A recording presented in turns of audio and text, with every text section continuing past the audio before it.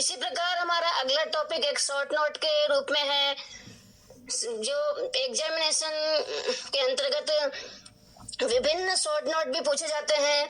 तो उसमें से ही हमने एक टॉपिक का 3rd यूनिट में चयन किया है, जिसमें कि अधिकतर शॉर्ट नोट पूछा जाता है। तो अब हम उसको डिस्कस करेंगे। टॉपिक है basic elements of school culture, विद्यालय संस्कृति के मूलभूत तत्व। मूल तत्व कौन कौन से हैं?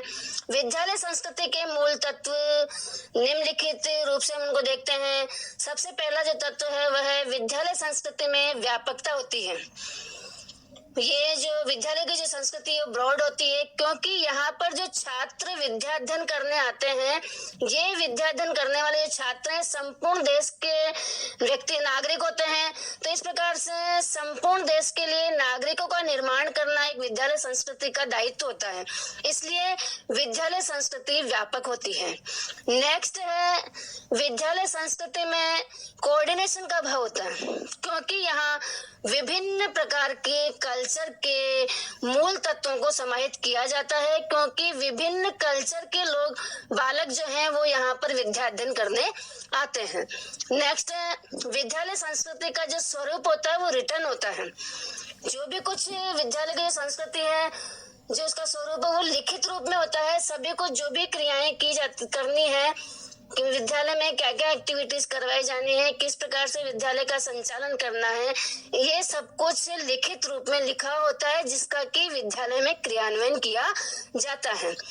नेक्स्ट है विद्यालय संस्कृति में कुशल प्रबंधन की आवश्यकता होती है।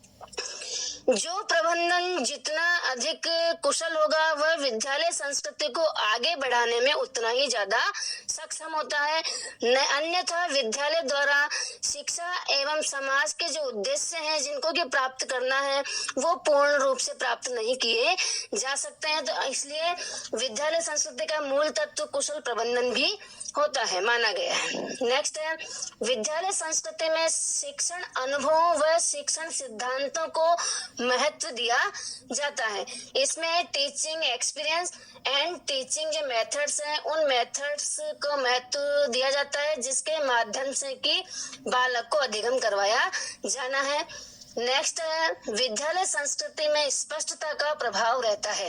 इसमें प्रत्येक कार्य एवं व्यवहार स्पष्ट होते हैं। इसमें पहले से ही सुनिश्चित कर लिया जाता है कि एक विद्यालय में किस प्रकार की गतिविधियां की जानी है और एक विद्यालय के किन किन उद्देश्यों को ध्यान में रखते हुए विद्यालय की जो स्थापना की गई है उन उद्देश्यों को पूर्ण किया जाना है। तो ये सारी चीजें पहले से ही स्पष्ट होती है। तो इस प्रकार से इस पर कई बार शॉर्ट नोट आया है, तो छात्र ध्यान दें कि इसको शॉर्ट नोट के रूप में विशेष रूप से तैयार कर लें।